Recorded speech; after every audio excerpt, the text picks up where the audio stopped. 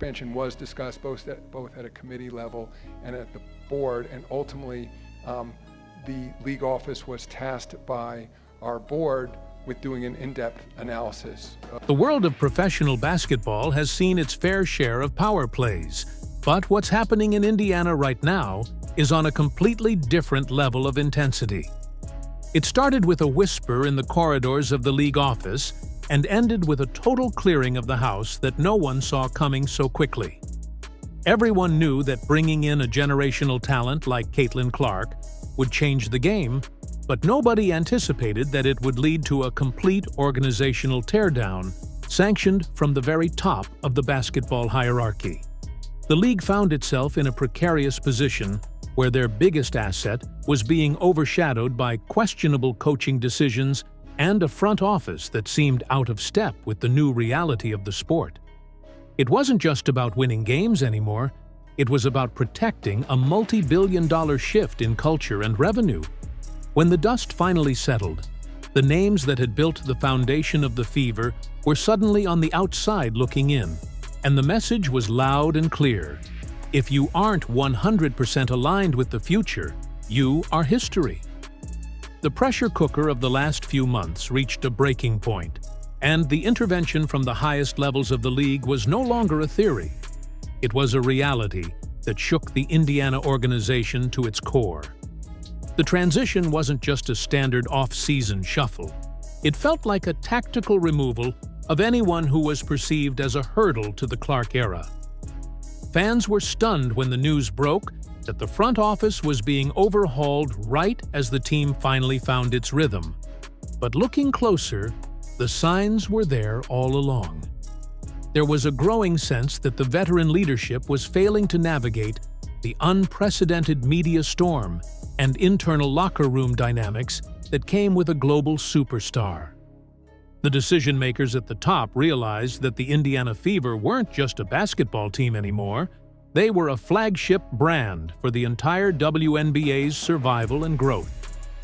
This realization led to a series of conversations behind closed doors that ultimately sealed the fate of several key figures. The narrative that Adam Silver himself had to step in and course-correct the situation has been circulating with increasing frequency, suggesting that the league couldn't afford to let Indiana fumble this opportunity. This wasn't about a simple coaching disagreement or a draft pick. It was about the fundamental way the league's most important player was being managed both on and off the court. The rumors of a snub weren't just limited to the Olympic roster. They extended to the way the Indiana organization was perceived to be protecting its star from the physical and mental toll of a grueling rookie season. As the internal friction grew, a choice had to be made, and the league's top brass reportedly made it very clear which side of history they wanted to be on. Stephanie White's name began to surface not just as a candidate, but as the only solution to a problem that was spiraling out of control. Her deep roots in Indiana and her tactical brilliance made her the perfect face for this new, mandated era. But the cost of her arrival was the total removal of the old guard. The GM position, once thought to be secure, was suddenly vacant, and the explanation given to the public felt like a carefully crafted PR shield for a much more aggressive reality. People began to realize that the clean house move wasn't a suggestion. It was an ultimatum delivered to ensure that the Caitlin Clark phenomenon wouldn't be derailed by internal politics or outdated management styles. The fallout from the Olympic snub served as the final catalyst, highlighting a disconnect between the league's marketing engine and the people actually making the basketball decisions. When the biggest star in the world is left off the biggest stage, questions get asked, and those questions eventually lead back to how she is being handled by her home franchise. The speculation that the league office was unhappy with the Fever's leadership is an understatement. Many insiders believe they were furious. They saw a lack of aggression in defending their star and a coaching style that often left the most gifted shooter in history standing in the corner while the game hung in the balance. This led to a series of high-level meetings where the future of the Indiana franchise was essentially rewritten. The firing of the coaching staff and the restructuring of the front office wasn't just about a playoff exit. It was a response to a perceived failure to elevate the game to the heights the league demanded. Every decision made since then has been scrutinized, and the hiring of Stephanie White is seen as the gold standard fix to appease both the fans and the corporate sponsors who have invested millions into this specific player's success. But the drama didn't stop at the coaching staff. The whispers about the general manager's exit suggest that the friction went much deeper than just who was calling the plays on the floor. There was a rumored clash over player personnel and the direction of the roster around Clark, with some wanting to stick to a traditional rebuilding phase while others demanded an immediate championship-caliber supporting cast. This tension created a rift that reportedly made the working environment untenable. When the league stepped in, they weren't looking for a compromise. They were looking for a transformation. The message was that the old way of running a WNBA team was dead, and the Clark era required a level of professionalization and media savvy that the previous regime simply hadn't demonstrated. The speed at which these changes occurred is a testament to the urgency of the situation. Usually, a team that makes the playoffs and shows significant improvement would keep its staff intact, but the Fever aren't a usual team. They are the center of the basketball universe right now, and the league knows that any slip-up in Indiana reflects poorly on the entire WNBA brand. That's why the confirmation of these firings and the subsequent hiring of Stephanie White feels so much like a scripted revival. It's about creating a powerhouse that can handle the weight of the world's expectations. The rumors about Adam Silver's involvement aren't just about him making phone calls. It's about the influence of the NBA's infrastructure being utilized to stabilize the WNBA's biggest market. There are whispers that the league office provided guidance on who should be in charge, ensuring that the next chapter of the Fever's history would be written by someone who understands both the basketball and the business at an elite level. This level of intervention is almost unheard of in professional sports, but then again, we've never seen a player like Caitlin Clark before. The snub wasn't just a moment in time, it was a symptom of a larger problem that the league felt they had to fix before it caused permanent damage to their growth trajectory. By bringing in White and a new GM, they are essentially hitting the reset button on the culture of the team. They want to eliminate the rookie versus veteran narrative that plagued the early part of the season and replace it with a focused, professional environment where the star is given every tool to succeed. The players who were rumored to be at odds with the new direction have reportedly been given a choice: get on board or find a new home. This ruthless approach to team building is a direct result of the high stakes involved. If the Fever fail to capitalize on this momentum, the entire league suffers. That's why the firing of the previous GM wasn't just about basketball performance, it was about a failure to manage the brand. The new leadership is expected to be much more aggressive in free agency and more protective of Clark's image. They are building a fortress around her, ensuring that the snubs and the controversies of the past year never happen again. But as with any major power shift, there are those who wonder if the cost was too high. Loyal employees who had been with the organization for years were shown the door in a matter of days, leaving a trail of questions about the ethics of such a radical overhaul.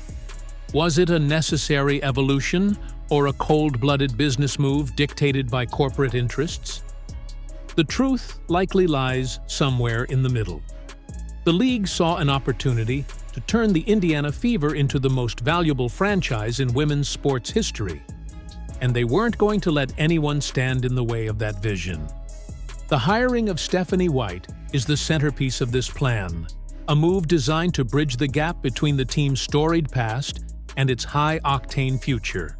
but the shadow of the snub still hangs over the organization, serving as a reminder of what happens when you fail to recognize the changing of the guard.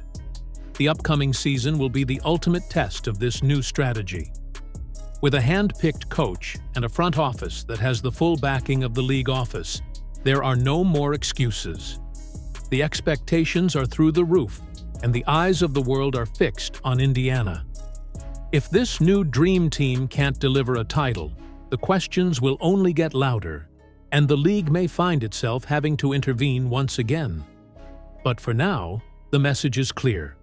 The era of the snub is over, and the era of the superstar has officially taken command. The internal mechanics of how this all went down are still being debated in inner circles, with some suggesting that the firings were even more contentious than what was reported.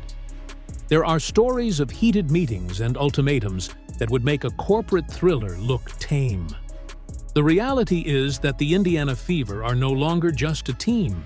They are a project of the highest priority.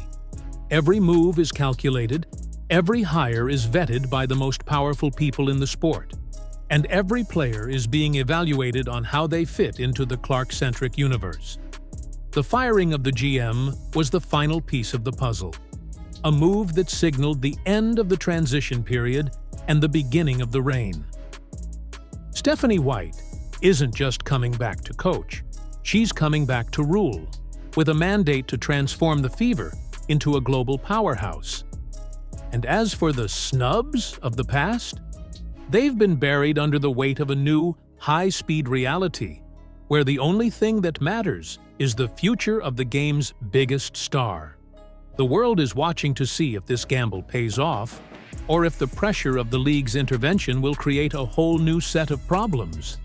One thing is certain: the Indiana Fever will never be the same again, and the ripple effects of these decisions will be felt for years to come. This is the new standard of professional basketball, where the lines between the front office and the league office have blurred in the pursuit of greatness. It's a bold, dangerous, and incredibly exciting time to be a fan. But for those who were caught in the crossfire of this transformation, it's a stark reminder that in the world of high-stakes sports, nobody is untouchable when a superstar's legacy is on the line. The snub was the spark, but the fire it started has completely reshaped the landscape of the WNBA, leaving a trail of change that is as shocking as it is inevitable. As we look toward the future, the only question remains: who will be the next to fall if the vision doesn't become a reality? Only time will tell, but the league has already shown that they aren't afraid to make the tough calls to protect their crown jewel. The saga of the Indiana Fever's overhaul is a masterclass in brand management and power politics, proving that in the modern era of sports, the game on the court is only half the story. The real drama is happening in the boardrooms and the private jets, where the fate of franchises is decided with a single stroke of a pen. Stephanie White and the new leadership have been given the keys to the kingdom, but they also carry the weight of a league's expectations on their shoulders. It's a high-wire act with no safety net, and the entire world is waiting for the first step. The firing of the former GM and the coaching staff wasn't just an end. It was a beginning of a new, ruthless chapter in the history of the Fever. A chapter where excellence is the only option, and the status quo is a death sentence. The league has confirmed their stance through these actions, and there is no turning back now. The Clark era has its new commanders, and the mission is clear: dominance at any cost. Whether this leads to a dynasty or a disaster is the story of the next decade, and it all started with a snub that the world will never forget. The intensity of the situation in Indiana is a reflection of a league that has finally arrived on the world stage. And with that arrival comes a level of scrutiny and pressure that few can survive. The casualties of this transition are a testament to the fact that when a sport evolves this quickly, some people inevitably get left behind. But for those who remain, the prize is the chance to build something that has never been seen before. The Indiana Fever are the laboratory for the future of the WNBA, and the results will define the sport for generations. The confirmation of these moves by league-adjacent figures only solidifies the idea that this was a top-down revolution. There is no room for error when you are handling the most famous athlete in the country. The Snub served as the ultimate wake-up call, proving that the old systems were inadequate for the current moment. Now, with a unified front and a clear direction, the organization is ready to move forward, but the scars of the last few months will remain as a reminder of the price of progress. The world of sports is rarely this transparent about its power dynamics, but the Caitlin Clark effect has forced everyone to show their hand. The league office, the Indiana front office, and the coaching staff are now all linked in a high-stakes partnership that must succeed. If it does, it will be the greatest success story in the history of the WNBA. If it doesn't, it will be a cautionary tale for the ages. But for now, the fire has been lit, the house has been cleared, and the new era is officially underway. The tension is palpable, the stakes are astronomical, and the story is far from over. As we watch the first games under the new regime, we will be looking for more than just wins and losses. We will be looking for the signs of a culture that has finally caught up to its superstar. The Snub is in the rearview mirror, but the lessons it taught will be the foundation of everything that comes next. It's a new day in Indiana, and the rest of the league is officially on notice. The power shift is complete, the mandate is in place, and the Caitlin Clark era is ready to truly begin. The question isn't if things will change, but how fast the world can keep up with the new speed of the Fever. The shocking departures were just the beginning of a story that will redefine what it means to be a powerhouse in professional sports. And as the final pieces of the puzzle fall into place, one can't help but wonder what the next revealed secret will be in this unfolding drama. The league has made its move, the organization has been rebuilt, and now it's time for the basketball to do the talking. But behind every play on the court, we will know the true story of how professional basketball has seen its fair share of power plays.